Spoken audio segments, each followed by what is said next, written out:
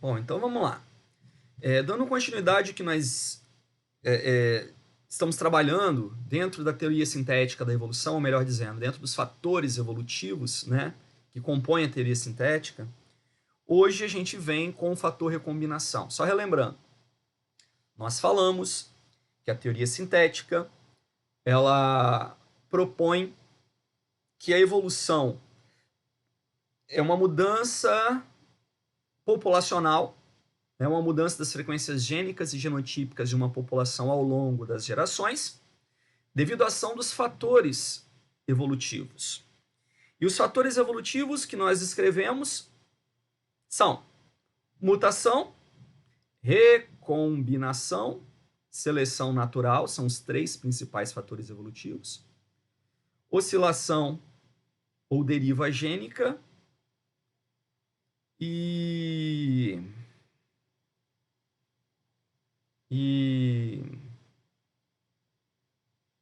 fugiu da mente aqui agora. Enfim. Então a gente vai caracterizar dando sequência no fator recombinação. A gente viu que a mutação é um fator evolutivo que promove aumento da variabilidade genética, junto com a recombinação, que também é um fator evolutivo que promove aumento da variabilidade genética. Então voltamos hoje com a recombinação. Bom, caracterizamos recombinação, como o nome já diz, recombinar, combinar de novo, como sendo um fator evolutivo que promove a obtenção de novas combinações gênicas e novas combinações cromossômicas, o que promove elevação da variabilidade genética de uma população. Obter novas combinações gênicas, obter novas combinações cromossômicas, pode acontecer devido à ação de três fatores celulares: crossing over, segregação independente e fecundação ao acaso. Então, o que se entende por recombinar? Combinar de novo. Então, são todos os mecanismos que permitem a obtenção de novas combinações gênicas e novas combinações cromossômicas. Novas combinações gênicas e novas combinações cromossômicas. Se eu tenho novas combinações, eu tenho uma maior variabilidade, elevando a variabilidade.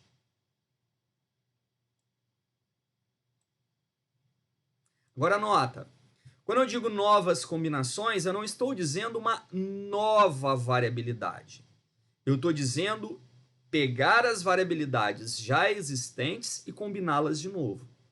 Uma variabilidade nova, uma novidade, aquela coisa que não existia e passou a existir só por mutação. Uma combinação nova, ela tende a surgir por recombinação. Então é pegar os genes que já existem e combiná-los novamente. Pegar os cromossomos que já existem e combiná-los novamente. Pegar a mistura gênica e a mistura cromossômica e refazê-la. Então o que leva à recombinação é a ocorrência de um crossing over, o que promove uma recombinação gênica, a ocorrência da segregação independente, o que promove uma recombinação cromossômica, e a fecundação ao acaso, o que promove tanto uma recombinação gênica como uma recombinação cromossômica. Quer ver como que fica fácil da gente enxergar? Olha esse desenho aqui. Esse desenho aqui é um desenho que ilustra perfeitamente a ideia da recombinação. Eu estou trabalhando com uma espécie de um animal qualquer, e nessa espécie nós estamos analisando duas características aqui. Característica 1, o formato do bico. O bico pode ser longo ou curto, ou ausência de bico, né? E presença de bico. Característica 2, a ausência e presença de asas. Então eu tenho uma primeira variedade que eu chamo de variedade parental. A variedade parental ela é como? Ela é sem asas e com bico. E a outra variedade parental? A outra variedade parental é com asas e sem bico. E cada um desses indivíduos apresentam uma adaptação ao seu modo de vida e vivem da melhor maneira que podem com o conjunto de características que eles têm. Então as características elas já existem e já são determinadas geneticamente. Vai haver uma genética que determine que o indivíduo tenha ou não o bico. E vai haver uma genética que determina que ele tenha ou não a asa. Eis que um indivíduo com bico, sem asas, encontrou um indivíduo sem bico e com asas e acasalaram. E o resultado foi um indivíduo com bico sem asas, igual ao pai. Um indivíduo sem bico e com asas, igual ao pai. Então nós tivemos dois indivíduos que são o quê? Portadores das características seguindo o que era observado nos genitores. Só que nasceu esse sujeito aqui, ó, que ele tem bico e asa. E esse aqui, ó, que não tem nem bico e nem asa. Então, o que esses dois indivíduos aqui são? Esses dois indivíduos, eles são portadores de características que já existiam, porém, cuja combinação ainda não existiam. Então, eles são indivíduos recombinantes. Ou seja, indivíduos portadores de uma nova combinação. E essa nova combinação ela pode trazer vantagens adaptativas ou não. E aí, dependendo de trazer ou não vantagem adaptativa, elas permanecem na população e aumentam em frequência ou são eliminadas da população, diminuindo em frequência. Então, essas novas combinações representam um aumento de variabilidade. A variabilidade que era antes bico sem asa ou asa sem bico, passou a ser bico sem asa, asa sem bico, bico com asa e sem asa e sem bico. É uma mutação? Não é uma mutação. Não é uma coisa nova que não existia. Ela existia, só que ela existia em combinações diferentes. Então, devido a um crossing over, né, devido a uma segregação independente, uma mistura dos cromossomos, a uma fecundação ao acaso, novas combinações surgiram. Então, o que essas novas combinações fizeram? Elas elevaram a variabilidade populacional. Elevou a variabilidade populacional. Isso pôde trazer ou não uma vantagem evolutiva.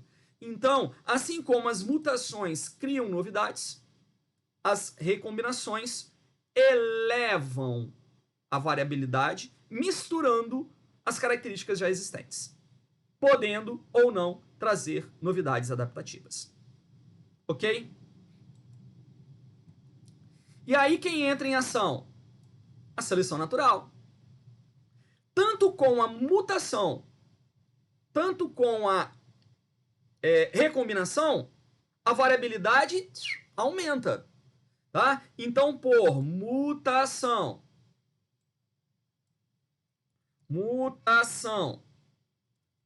e recombinação,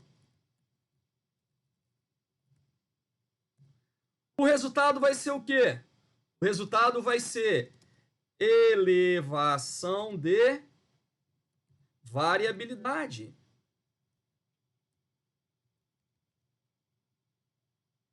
E aí, quando se eleva a variabilidade, quem passa a entrar em ação? Quem passa a entrar em ação é a seleção natural. Então, a mutação e a recombinação promovem elevação da variabilidade. Elevou a variabilidade. Quem vai atuar? Quem vai atuar agora é a seleção natural. Quando a seleção natural atual, o que ela vai fazer? A seleção natural vai atuar sobre essa variabilidade existente, e ao atuar sobre essa variabilidade existente, ela vai promover a diminuição dessa variabilidade. Por quê? Porque ela vai promover a escolha preferencial. Então agora vai acontecer uma diminuição da variabilidade.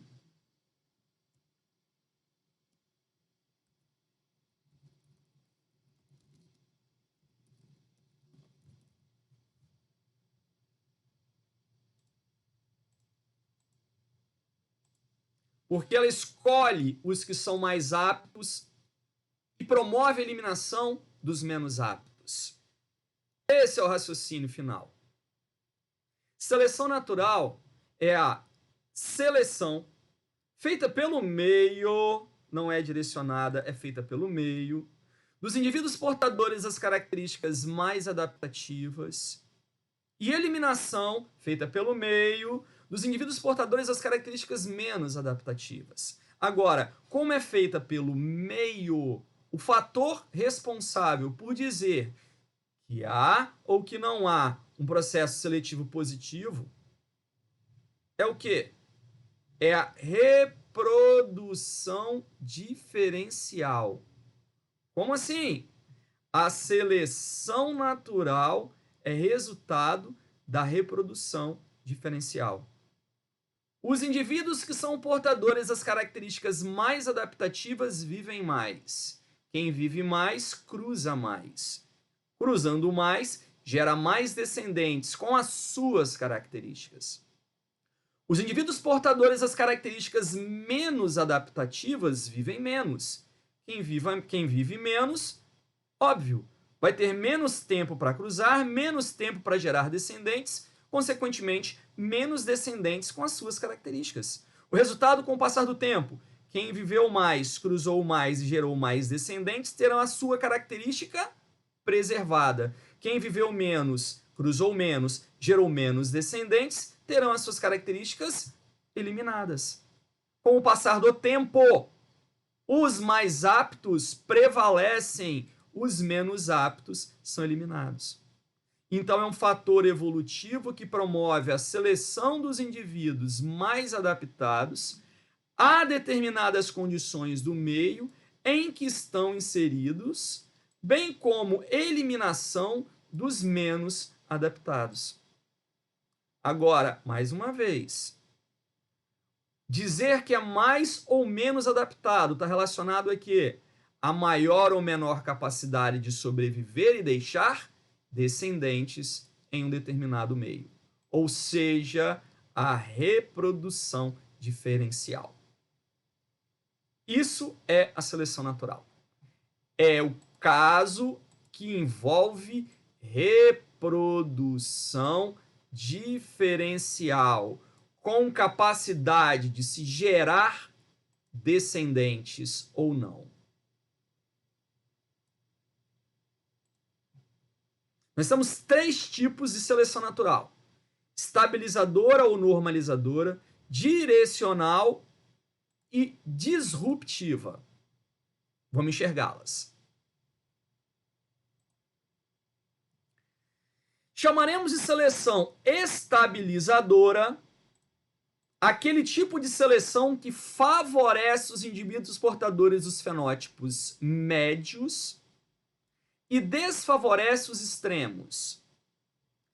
Chamaremos de direcional aquela que favorece um extremo e vai desfavorecendo gradualmente os médios e os outros extremos. E a disruptiva favorece ambos os extremos e desfavorece o médio. Vamos melhorar isso. Vamos pensar assim, ó. Vamos entender vamos entender a seleção estabilizadora, direcional ou disruptiva por meio de exemplos. Exemplo. Nascimento de crianças com pesos acima de 4 quilos, abaixo de 2 e entre 2 e 4. Vamos pensar assim. Pessoa engravidou, nascimento de crianças, pensamos em parto normal, crianças que se desenvolveram e no momento do nascimento estão abaixo de 2 quilos. Situação 1. Crianças que no momento do nascimento estão acima de 2 e abaixo de 4, uma média de 3 quilos. E crianças no momento do nascimento estão acima de 4 quilos. Aonde você tem maior taxa de sobrevivência? Nas que nascem muito magrinhas, nas que nascem muito gordinhas ou nas que nascem na média? As que nascem na média. Então, o peso médio, neste caso, ele é favorecido. E os pesos extremos são desfavorecidos. Então, quando nós analisamos a taxa de nascimento, a grande maioria das crianças, elas nascem e sobrevivem num peso médio em torno ali de 3 quilos. Entre 2 e 4. As que nascem muito grandes têm uma maior taxa de mortalidade, as que nascem muito pequenas têm uma maior taxa de mortalidade. Então, o peso, ele está atuando como o quê? Como um fator seletivo. Favorecendo o médio, favorecendo o médio e desfavorecendo os extremos.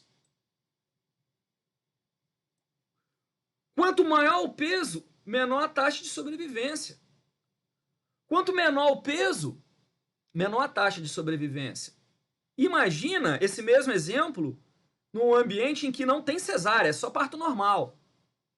Imagina, parto normal, uma criança de 5,5 kg, 6 quilos. Será que dá para nascer? A tendência é o quê? Não nascer e morrer. Uma criança que nasceu muito pequenininha, 1,5 kg, sem medicina para ajudar, a tendência é ser eliminada. Então a sobrevivência fica para o quê? Para o médio. Isso é o que a gente caracteriza como seleção estabilizadora. Na seleção estabilizadora, vai haver um favorecimento aos portadores de fenótipos médios e desfavorecimento aos portadores de fenótipos extremos. Seleção direcional. Seleção direcional é quando você favorece um extremo e desfavorece gradualmente o médio e o outro extremo. Exemplo, resistência bacteriana a antibióticos. Vamos imaginar o seguinte. Vamos imaginar que nós temos bactérias de média resistência a antibiótico X, bactéria de alta resistência e bactéria sem resistência. Então eu tenho 3 condições, hein? Eu tenho a condição em que as bactérias elas podem apresentar alta resistência a antibiótico,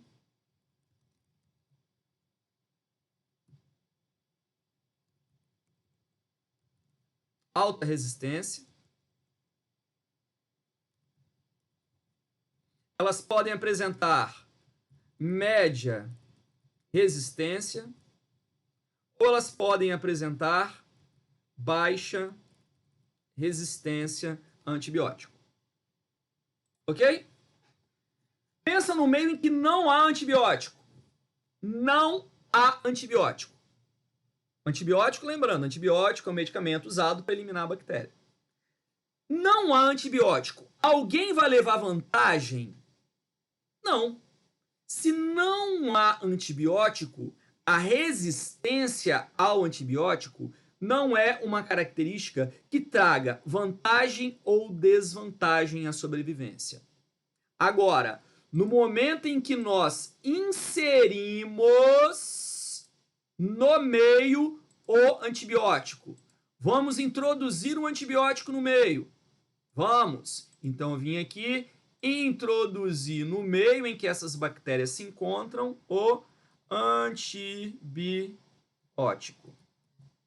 Quando eu introduzir no meio o antibiótico, fala para mim, quem tem vantagem neste ambiente em que o antibiótico está presente e as bactérias se dividem em alta, média e baixa resistência?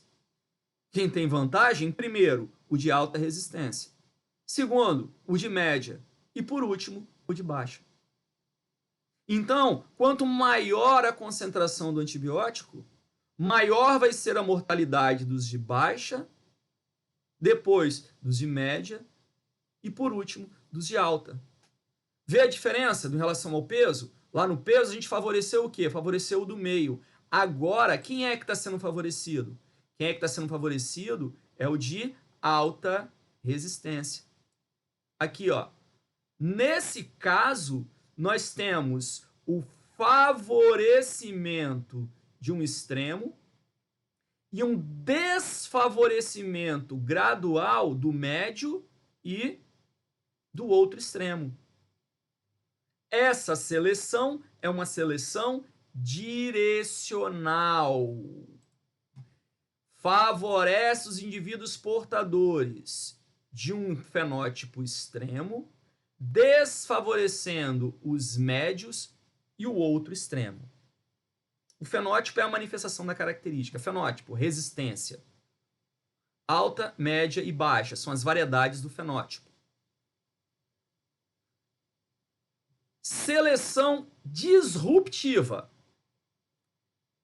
Na seleção disruptiva, vai haver o favorecimento de ambos os extremos e o desfavorecimento dos médios. Quer ver? Vamos imaginar o seguinte.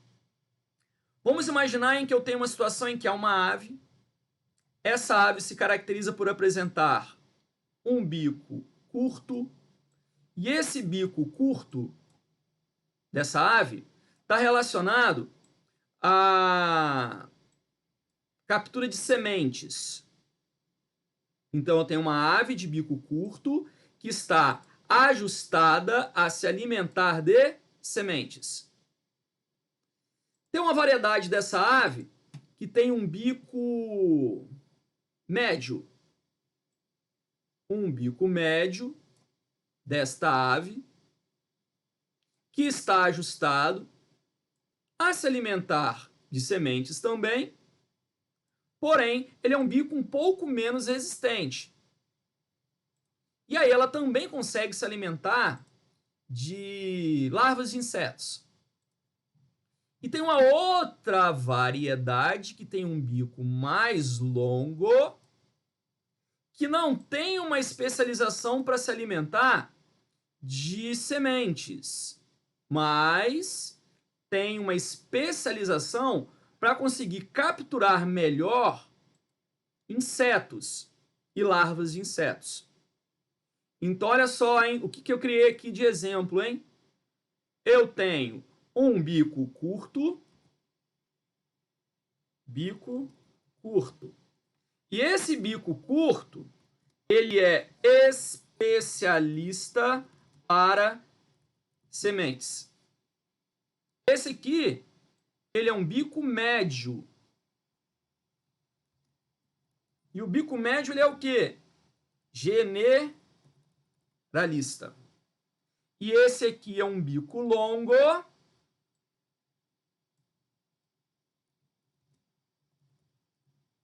Que vai ser o quê? Especialista para larvas e insetos. Beleza? A minha pergunta é, o que é melhor para a ave? Ter o bico curto, o bico médio ou o bico longo? Aí a resposta é a seguinte, depende. Depende de quê? Depende do meio. Se nós analisarmos um meio em que você tem duas ofertas de alimentos, qual é a oferta que eu tenho no meio? Ou tem semente ou tem larva. Então a oferta de alimento é essa. Então nós vamos analisar essas aves, e essas aves elas estão em um meio em que ou se alimenta de semente ou se alimenta de larva. O que vai ser melhor? Ou ter bico curto ou ter bico longo. Porque pensa comigo, a ave de bico médio, ela come os dois, beleza. Mas se a ave de bico médio for competir com a ave de bico curto pela semente, ela vai perder. Concorda? Se a ave de bico médio for competir com a ave de bico curto pela semente, ela vai perder. A que se alimenta de semente nem quer saber de larva. Se a ave de bico médio for competir com a de bico longo pela larva e pelo inseto, ela vai perder. E a de bico longo não vai comer a semente. Então o que está acontecendo com essa ave de bico médio? Ela está perdendo. Ela está perdendo para de bico curto e ela está perdendo para de bico longo. Ela perde para cá e ela perde para cá. Porque ela não é especialista, ela é generalista.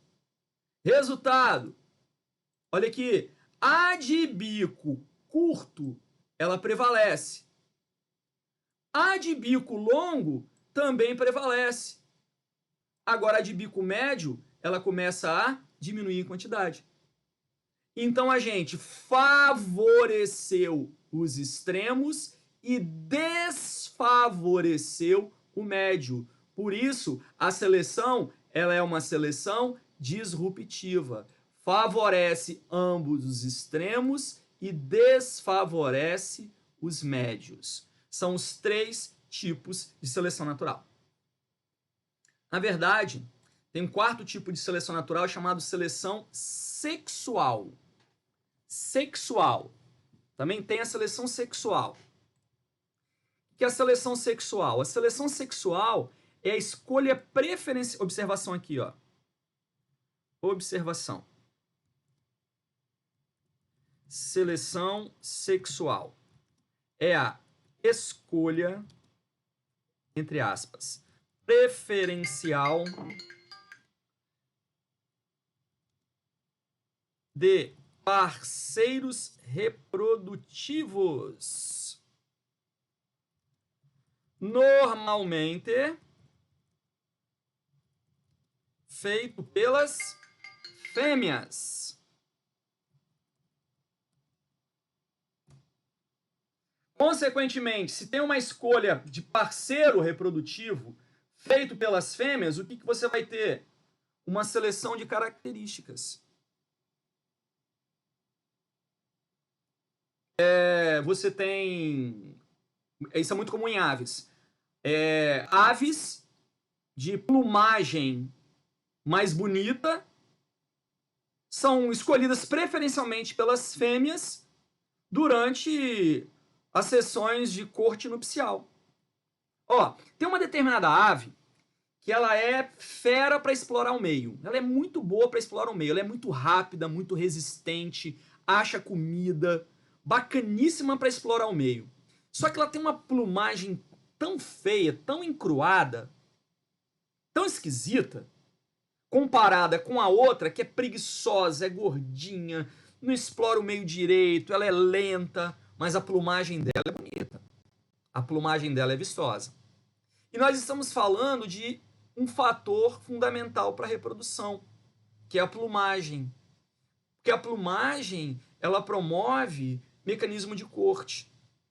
Aí o que aconteceu? A ave trabalhadora, como ela tem uma plumagem feia, ela não vai conseguir chamar a atenção da fêmea.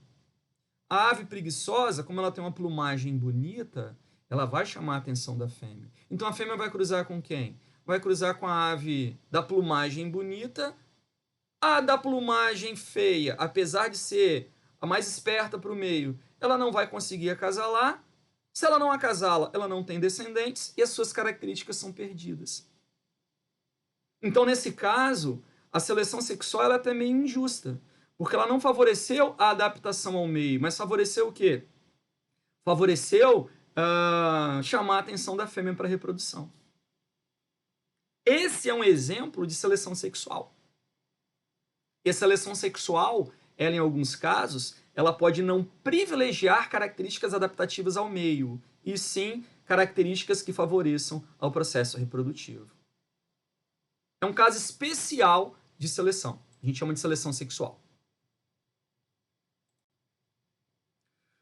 O outro fator evolutivo é o fator migração. O fator migração, que foi o que eu esqueci lá na hora que eu falei, fugiu da memória agora. O que é o fator migração? O fator migração é o fator que vai promover uma mistura de genes já existentes, de uma variabilidade já existente, e que foi alterada exatamente devido à entrada ou saída de indivíduos em uma determinada população. O que é migração? Migração envolve dois tipos de movimentos, né? Movimentos de entrada e movimentos de saída de indivíduos em uma população. Os processos de migração e emigração. Então, o fluxo de entrada e o fluxo de saída de indivíduos em uma determinada população, a gente caracteriza como fluxo migratório. Agora, qual é o raciocínio que a gente tem que adotar? O fluxo migratório, pessoal, ele vai envolver a entrada e saída de indivíduos e, consequentemente, a entrada e saída de características genéticas. Olha aqui, quer ver? Olha esse exemplo que eu tenho aqui embaixo, também um exemplo ilustrativo. Eu estou trabalhando com uma espécie de macacos. O macaco branco, macaco albino, e o macaco marrom da barriga amarela. São da mesma espécie. Porém, os macacos brancos, eles estão restritos a esta ilha, a ilha dos macacos brancos. E os macacos marrons, eles estão restritos a esta ilha, a ilha dos macacos marrons. Então aqui, os macacos marrons cruzam entre si e geram macacos marrons. Os macacos brancos cruzam entre si e geram macacos brancos. Isso acontece ao longo de muito tempo e essas populações elas se estabeleceram desta maneira. Só que, por algum fator qualquer, houve um fluxo migratório. Um belo dia, alguns macacos marrons deixaram a ilha deles, se aventuraram num fluxo migratório para a ilha dos macacos brancos. Resultado: houve a chegada de um grupo de indivíduos da mesma espécie, portadores de uma variedade que não existia nessa região. A variedade já existia, mas não nessa região. Então o processo migratório fez o quê? Fez com que uma variedade já existente fosse introduzida nessa ilha que até então não tinha macacos brancos. Qual é o resultado? A ilha agora ela tem tanto brancos quanto marrons. Daí, na próxima geração, nascerão animais brancos e marrons. Por quê? Porque eles passam a cruzar entre si. E o que vai acontecer? Não sei. Se para essa ilha aqui ser marrom for melhor, a população vai mudar. Se para essa ilha aqui ser marrom é o mais adaptado, é o mais adaptativo, a população vai mudar com o passar do tempo. Mas mudou por quê? Mudou porque teve uma mutação? Não. Mudou porque houve um processo migratório. E esse processo migratório vai levar a isso aqui, ó, a recombinações. Levando a recombinações, gera variabilidade para a seleção natural atuar e, consequentemente, promover um processo evolutivo. Então, por meio dos processos migratórios, uma nova variabilidade genética pode ser introduzida em uma população.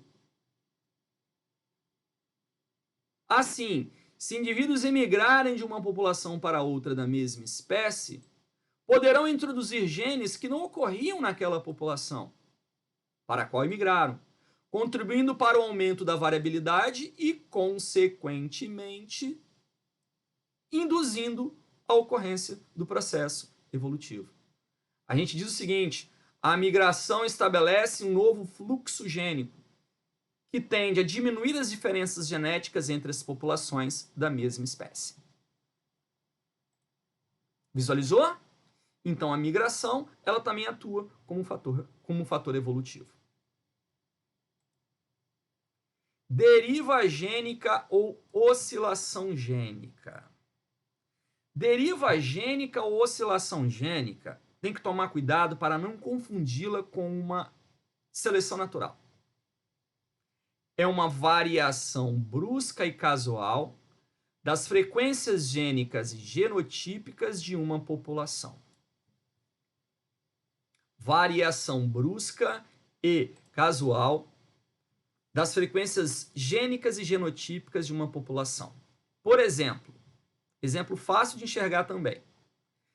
Essa aqui é a ilha que eu estou analisando. Essa ilha, ela é uma ilha que já está colonizada por esses coqueiros aí há muito tempo.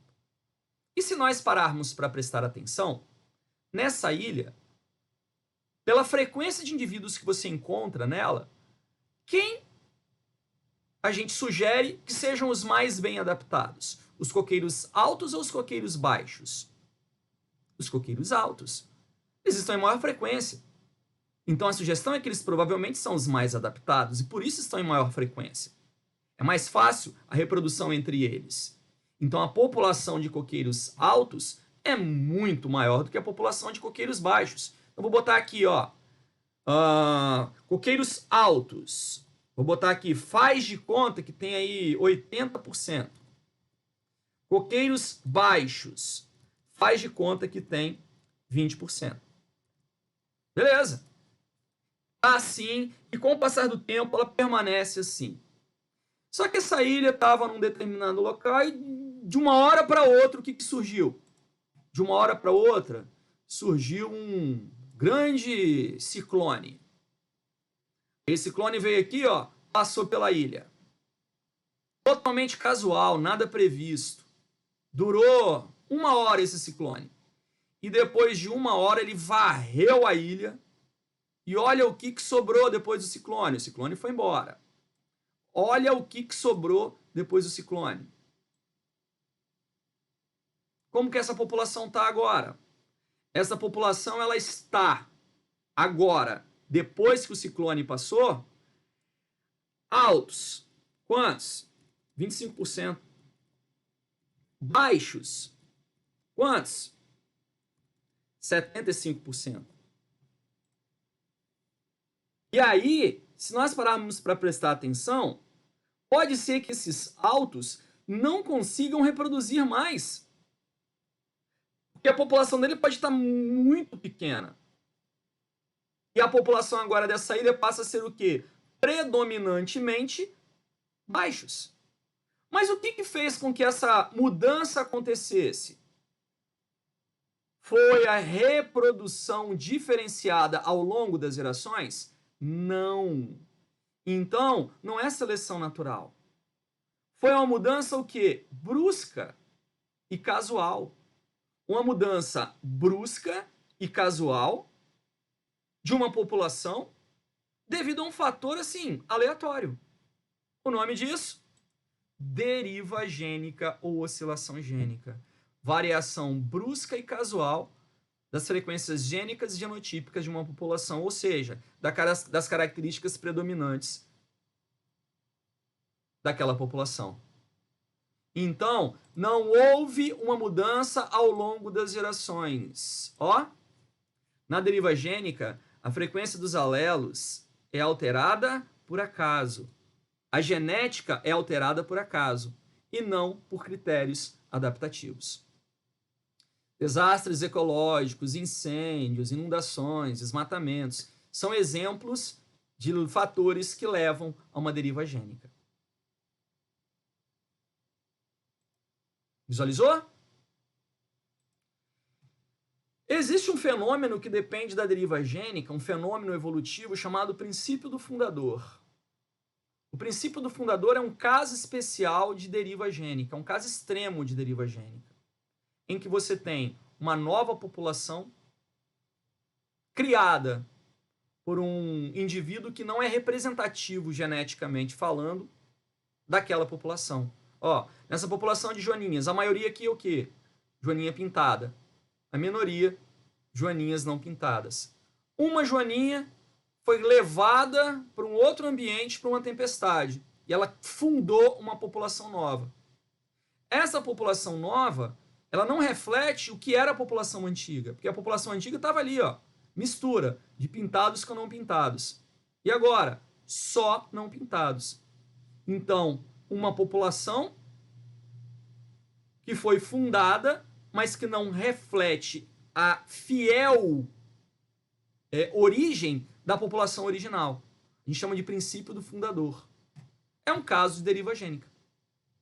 Uma nova população é fundada por um ou poucos indivíduos, seja porque a população ancestral sofreu uma diminuição drástica, seja porque um pequeno número de indivíduos de uma população migrou para outras regiões, onde deu origem a essa nova população. E aí, nessas condições, os indivíduos que iniciaram a nova população, por serem poucos, não constituem uma amostra representativa da população original.